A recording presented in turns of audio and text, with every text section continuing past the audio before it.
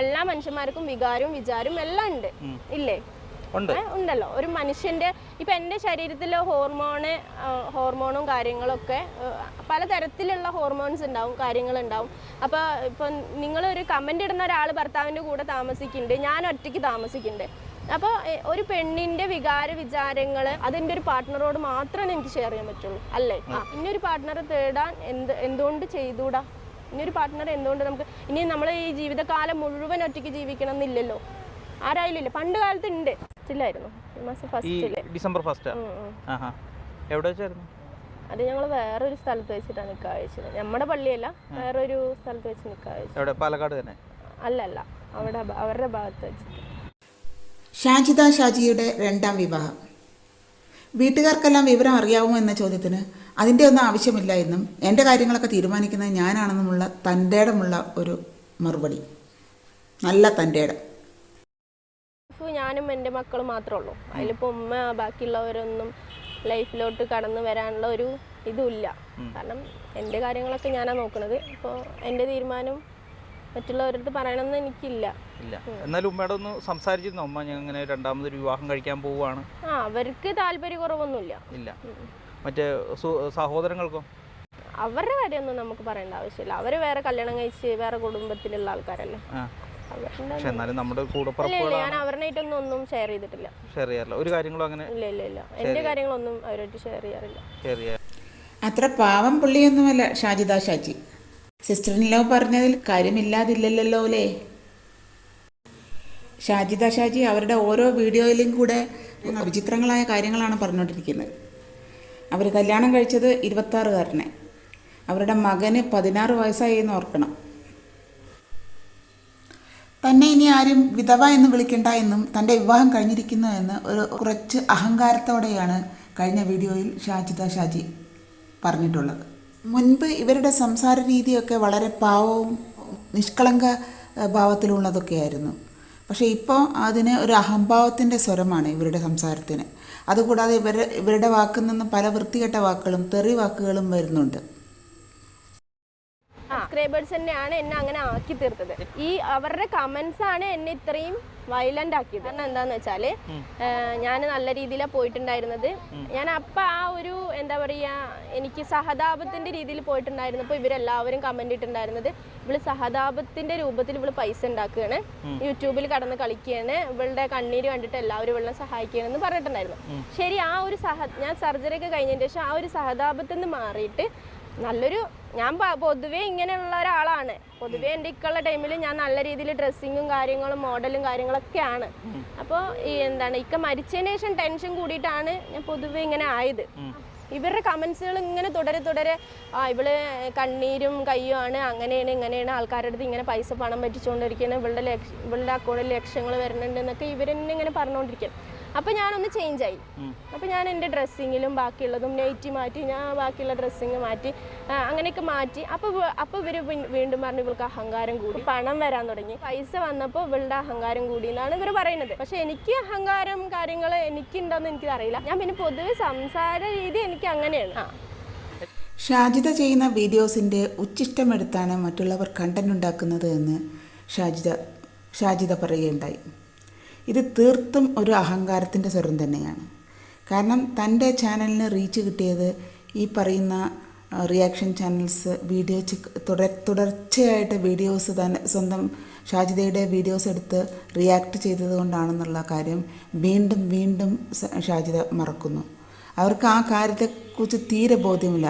അവരുടെ ചാനലിൽ ഒരു ഗുണനിലവാരമുള്ള വീഡിയോസും അല്ല ഇട്ടത്. അവരുടെ ചാനലിന് റേഞ്ച് വന്നതെന്ന് പറഞ്ഞാൽ റീച്ച് വന്നത് ഈ ഒരു റിയാക്ഷൻ ചാനലിൻ്റെ പ്രവൃത്തി കൊണ്ട് മാത്രമാണ്. അല്ലാതെ അവരിടുന്ന കണ്ടൻറ്റിൻ്റെ ഗുണമേന്മ കൊണ്ടൊന്നുമല്ല. ഒരു സഹതാപത്തിൻ്റെ പുറത്ത് മാത്രമാണ് അവരുടെ ചാനലിന് റീച്ച് ഉണ്ടായത്. ആ ഒരു കാര്യം ഷാജിദ മറക്കുകയാണ്, പലപ്പോഴും മറക്കുകയാണ്.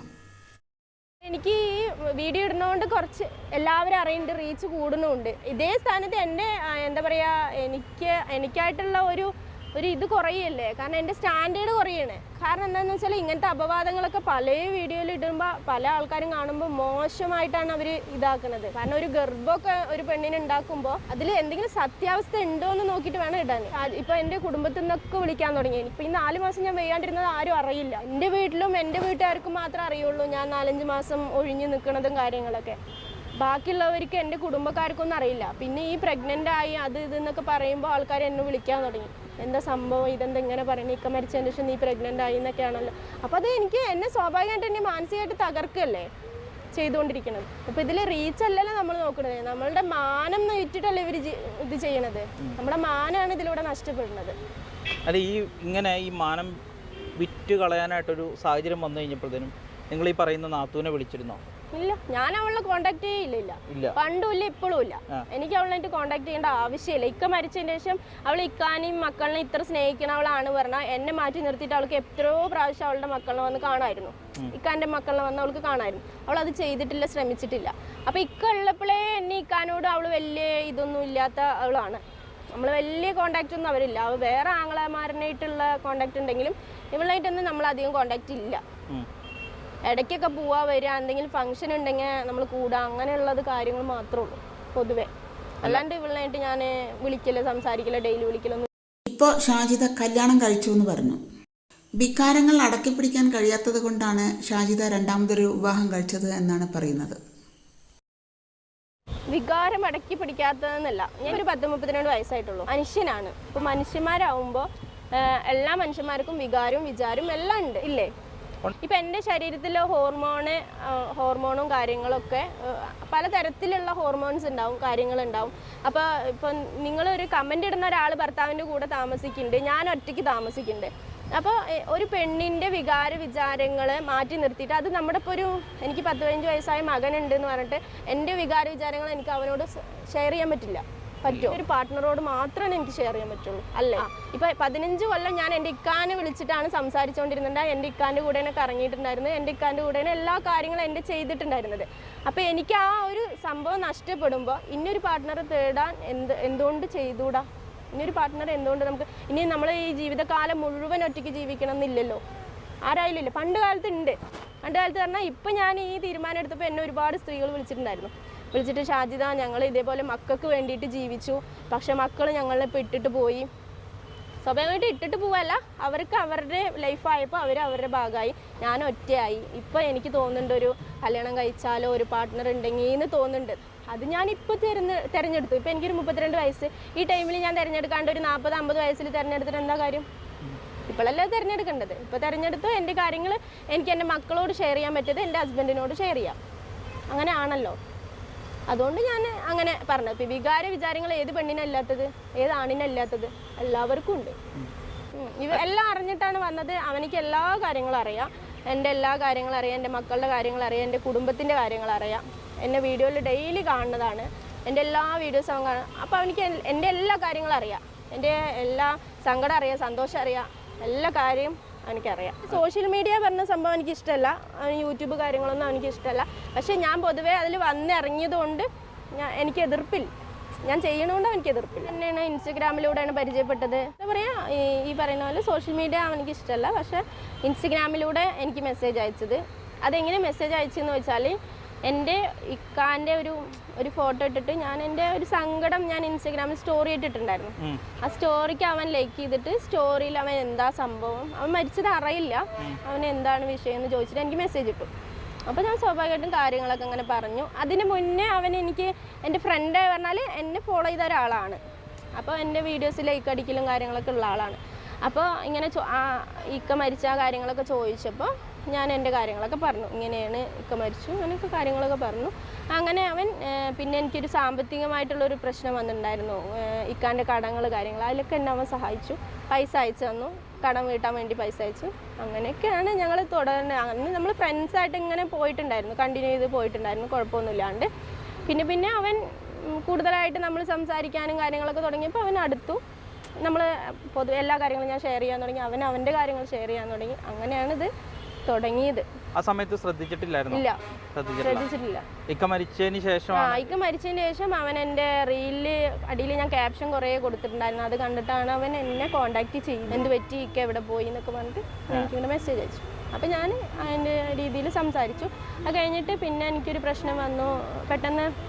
അപ്പോൾ അവനിങ്ങനെ മെസ്സേജ്, സാധാരണ രീതിയിലുള്ള മെസ്സേജ് അങ്ങോട്ടും ഇങ്ങോട്ടൊക്കെ നമ്മൾ സുഖവിവരങ്ങളൊക്കെ അന്വേഷിക്കലുണ്ടായിരുന്നു. അത് കഴിഞ്ഞിട്ട് എനിക്ക് കുറച്ച് പ്രഷർ കുറച്ച് ചില ടൈമിൽ ഞാൻ അവനോട് സംസാരിക്കാണ്ടും മെസ്സേജ് അയക്കാണ്ടായപ്പോൾ അവൻ എന്താ പ്രശ്നം നിനക്ക് അങ്ങനെയൊക്കെ ചോദിച്ചപ്പോൾ എനിക്ക് കുറച്ച് ക്യാഷിൻ്റെ പ്രശ്നം കാര്യങ്ങളൊക്കെ ഉണ്ട് പറഞ്ഞു. അപ്പോൾ അവനത് അയച്ചു തന്നു. ഞാനത് കടം വീട്ടി അങ്ങനെ ഇങ്ങനെ പോവായിരുന്നു. കാരണം അവന് ഏജ് കമ്മിയാണ്, 10-26 വയസ്സായിട്ടുള്ളൂ. പിന്നെ എനിക്ക് 32 വയസ്സായില്ലേ. അപ്പോൾ ഒരു ഏജ് ഡിഫറൻറ്റ് ഉണ്ട്. പിന്നെ കുടുംബത്തിലും അവനൊരു മോൻ, അങ്ങനെയുള്ള ഒരു പ്രശ്നങ്ങളൊക്കെ കിടക്കണോണ്ട് തന്നെ കല്യാണം കഴിക്കാനുള്ള പ്ലാനിങ് ഒന്നും ഉണ്ടായിരുന്നില്ല. പ്രണയത്തിലൂടെ അങ്ങ് പോവായിരുന്നു. കാരണം പറഞ്ഞാൽ ഒരു നമ്മളെ സപ്പോർട്ടായിട്ട് ഒരാള്, എല്ലാ കാര്യങ്ങൾക്കും സപ്പോർട്ടായിട്ട് ഒരാളുണ്ട് എന്നുള്ളൊരു ഇത്. അതാണ് കല്യാണം കഴിക്കണം. ഇപ്പൊ ഇന്നത്തെ കാലത്ത് ഇപ്പം ആരും കല്യാണം ഒന്നും കഴിക്കണില്ല ശരിക്കും പറഞ്ഞാല്. അപ്പോൾ നമുക്ക് എന്ത് ഷെയർ ചെയ്യാൻ പറ്റുന്ന ഒരാൾ നമ്മുടെ കൂടെ വേണമെന്ന് തോന്നി. അപ്പം ഞാൻ എന്ത് കാര്യങ്ങളും അവൻ്റെ അടുത്ത് പറയാൻ തുടങ്ങി. അങ്ങനെ ഒരു ഭർത്താവ് മരിച്ചിട്ട് ഒരു 5 മാസം കഴിഞ്ഞപ്പോഴത്തേനും നിങ്ങളുടെ ഒരു സൗഹൃദം പതുക്കെ നീണ്ട് അപ്പോൾ അതൊക്കെ പ്രണയത്തിലേക്ക് മാറി. പ്രണയത്തിൽ നിന്ന് പതുക്കെ വിവാഹത്തിലേക്കും മാറിയിരിക്കുകയാണ്. അവൻ്റെ വീട്ടിൽ സമ്മതമായിരുന്നോ? അല്ല, അവൻ്റെ വീഡിയോ ഇട്ടിട്ടും കാര്യങ്ങൾ പറഞ്ഞിട്ടൊക്കെ എല്ലാവരും അറിഞ്ഞു. എന്താ പറയാന്ന് വെച്ചാൽ ഒന്നും എന്നിട്ടൊന്നും പറഞ്ഞിട്ടൊന്നുമില്ല. അവനായിട്ട് എന്താ പറഞ്ഞതെന്ന് എനിക്കറിയില്ല. അവനായിട്ടൊന്നും പറഞ്ഞിട്ടൊന്നുമില്ല. അവൻ പിന്നെ ദുബായിലാണല്ലോ, ദുബായ് സെറ്റിലാണ്. പിന്നെ അങ്ങനെയല്ല അവർ അക്സെപ്റ്റ് ചെയ്യില്ല. കാരണം കല്യാണം കഴിയാത്ത മോനാണ്, എനിക്ക് 5 മക്കളുണ്ട്, കാര്യങ്ങളൊക്കെ ഉള്ളതുകൊണ്ട് തന്നെ ഒരിക്കലും അവർ അക്സെപ്റ്റ് ചെയ്യില്ല. ഈ കല്യാണത്തിന് അവർ അക്സെപ്റ്റ് ചെയ്യില്ല. പക്ഷെ ഞാൻ അവരുമായിട്ടൊന്നും കോണ്ടാക്ട് ചെയ്തിട്ടൊന്നുമില്ല. അപ്പോൾ ഈ കല്യാണം നടന്നു എന്ന് പറഞ്ഞിട്ടുണ്ടെങ്കിൽ കണ്ണൂർ വെച്ചിട്ടാണ് കല്യാണം നടന്നത്. അപ്പോൾ ഈ കല്യാണം നടന്ന സമയത്ത് അവരുടെ നാട്ടിലും കാര്യങ്ങളൊക്കെ ഉള്ളതുകൊണ്ട് കണ്ണൂരില്ലേ നിക്കാഹ്, രണ്ടാമതൊരു നിക്കാഹ് കഴിക്കുകയാണെങ്കിൽ തന്നെ നമ്മളിപ്പോൾ എനിക്ക് ഉപ്പല്ലാത്ത സ്ഥിതിക്ക് നമുക്ക് ഒരു ഉസ്താദിൻ്റെ ഒരു ഇതും വേറൊരു ഉസ്താദിനെ വെച്ച് നമുക്ക് നിക്കാഹ് കഴിക്കാം. അപ്പോൾ എൻ്റെ ഒരു ഫ്രണ്ടും കഴിച്ചിട്ടുണ്ട് ഇതേപോലെ. അത് നമ്മുടെ മാലത്തിൽ വെച്ചിട്ട് ഒന്നല്ല, വേറെ ഏതോ പള്ളിയിൽ പോയിട്ട് നമ്മളൊരു ഉസ്താദിനെ കണ്ട് അതിൻ്റെതായ കാര്യങ്ങൾ ചോദിച്ചറിഞ്ഞ് നമ്മൾ തമ്മിൽ നിക്കാഹ് കഴിക്കാം. അതിന് പ്രശ്നങ്ങളൊന്നുമില്ല. അങ്ങനെയാണ് ഞങ്ങൾ നിക്കാഹ് കഴിച്ചത്. അല്ലാണ്ട് ഇപ്പോൾ പള്ളി മുഖാന്തരം അവരുടെ ഉമ്മ വാപ്പ ഇടപെട്ടിട്ടല്ല നിക്കാഹ് കഴിച്ചത്. ഫസ്റ്റത്തെ മാരേജ്, ഇപ്പം സെക്കൻഡ് മാരേജ് അങ്ങനെ കഴിക്കുന്നവരുണ്ട്. പക്ഷെ ഇങ്ങനെയും കഴിക്കുന്നവരും ഉണ്ട്. സിമ്പിളായിട്ട് നടത്തുന്നത്. അപ്പോൾ അത് അന്നേരം പള്ളിയിലോ അങ്ങനെയൊന്നും പോയിട്ടൊന്നുമില്ലായിരുന്നു ഈ രണ്ടാമത് നിക്കാഹ് കഴിച്ച സമയത്ത്? എൻ്റെ പള്ളിയിലും ഞാൻ പറഞ്ഞിട്ടില്ല, അവൻ്റെ പള്ളിയിലും അങ്ങനെ പറഞ്ഞിട്ടൊന്നുമില്ല. പക്ഷെ അങ്ങനെ കഴിച്ചു കഴിയുമ്പോഴത്തേനും പ്രശ്നങ്ങൾ ഉണ്ടാവൂലേ? ഇപ്പോൾ ശരിക്കും പറഞ്ഞാൽ നിക്കാഹ് തന്നെ കഴിക്കണില്ല, എല്ലാവരും കൂടെ ജീവിക്കുന്ന ആൾക്കാരാണ്. അതെ, പക്ഷേ നിക്കാഹിന്റെ സംഭവത്തിലേക്ക് ആൾക്കാർ എത്തണില്ല. ഇപ്പൊ എനിക്ക് ഒരാളെ ഇഷ്ടമാണ് പറഞ്ഞാൽ അവരുടെ കൂടെ ജീവിക്കണം എന്ന് പറഞ്ഞാൽ ആരുടെയും സമ്മതമില്ലാണ്ട് ഇപ്പൊ ലിവിങ് ടുഗദറൊക്കെ എങ്ങനെയാണ്? ലിവിങ് ടുഗദറൊക്കെ ഇത്ര വർഷം ഒരാളുടെ കൂടെ ജീവിക്കുക, അവനിക്ക് ഇഷ്ടമല്ല അവൾക്ക് ഇഷ്ടമല്ലെങ്കിൽ അവർ പിരിഞ്ഞു. അതിലിപ്പോ എന്താ കല്യാണം? അവിടെ ഒന്നുമല്ല. പക്ഷേ ഷാജിദെ പോലെ ഒരാള് ലിവിങ് ടുഗദർ പോയി കഴിഞ്ഞിട്ടുണ്ടെങ്കിൽ അതൊരു പറ്റില്ല, എനിക്ക് പറ്റില്ല. അല്ല, പൊതുവേ ഞാൻ പറഞ്ഞത് അല്ല, ഷാജിദ പറഞ്ഞോണ്ട് ഞാൻ പറയാണ്. കാരണം ഇപ്പൊ ആരും കല്യാണം കഴിക്കണില്ല, ഇപ്പൊ എല്ലാവരും നോർമൽ രീതിയിലാണ് പോണോണ്ട് പറഞ്ഞതാണ്. ഷാജിദക്ക് ഇപ്പൊ ലിവിങ് ടുഗദറിൽ ജീവിക്കാൻ പറ്റുമോ? പലരും പല കണ്ണിൽ നിന്ന് നോക്കില്ലേ? എനിക്ക് പറ്റില്ല. ഞാൻ പൊതുവെ പറഞ്ഞത് അങ്ങനെയാണ്, ഒരു കല്യാണത്തിന്റെ ഇതല്ലാന്ന്. പിന്നെ എനിക്ക് നിക്കാഹിനെ കുറിച്ചിട്ടുള്ള കൂടുതൽ ഡീറ്റെയിൽസ് എനിക്ക് എന്തായാലും സോഷ്യൽ മീഡിയയിൽ പറയാൻ താല്പര്യമില്ല. ഇതിനെക്കുറിച്ച് ഞാൻ ഹൈഡ് ചെയ്ത് വെച്ചിരിക്കുന്നത്. ആ കാര്യങ്ങൾ ഞാൻ പിന്നീട് പറയുള്ളൂ, ഇപ്പം ഞാൻ പറയില്ല. അത് കുറച്ച് പ്രശ്നങ്ങളുള്ളതുകൊണ്ട് തന്നെ ഈ കാര്യങ്ങൾ ഞാനിപ്പോൾ തുറന്ന് പറയില്ല. ഞങ്ങൾക്ക് പ്ലാനിങ് അങ്ങനെയുള്ള കാര്യം അതൊക്കെ പൊതുവേ അവർ പറയുന്നതാണ്. എനിക്ക് പ്ലാനിങ് അവനിക്ക് പ്ലാനിങ് ഒന്നും ഉണ്ടായിരുന്നില്ല.